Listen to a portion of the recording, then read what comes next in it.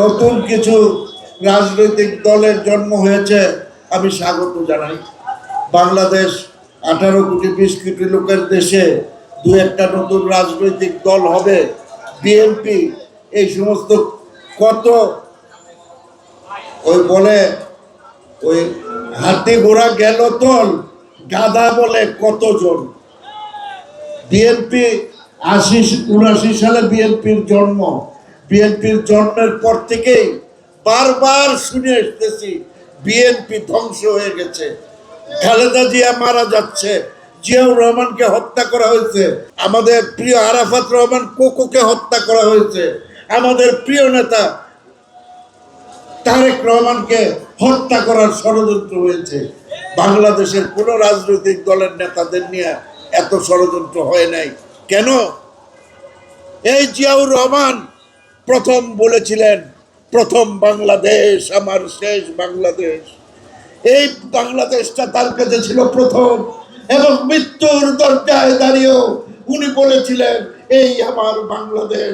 এই জিয়াউর রহমানের আমরা যারা কর্মী, আমাদের এক ফোঁটা রক্ত ছাড়তে এই বাংলাদেশের স্বাধীনতা সার্বভৌমত্বকে আমরা ভুলণ্ঠিত হতে দেব না।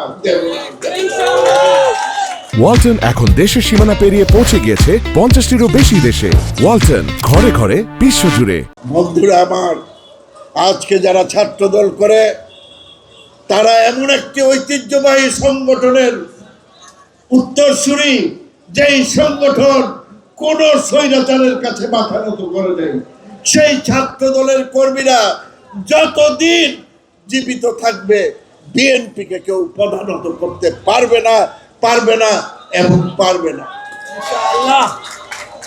বন্ধুরা আমার, এই 60 বছর, আমার বয়স এখন 70-এর উপরে, 74-এর মতো। আমি যখন ক্লাস 9-10-এ পড়ি তখন থেকে বক্তৃতা দেওয়া শুরু করেছি। এই 60 বছর বক্তৃতা দিচ্ছি, এখন আর বক্তৃতা দিতে ইচ্ছা করে না।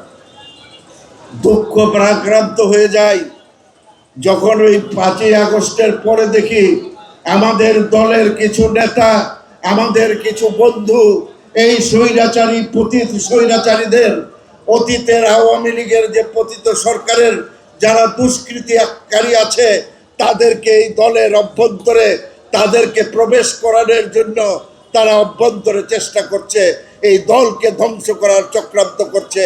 তাদের চক্রান্ত থেকে সাবধান থাকেন। পতিত স্বৈরাচার যাতে বিএনপির ভিতরে প্রবেশ করতে না পারে, আপনাদের সাথে থেকেও যাতে না পারে।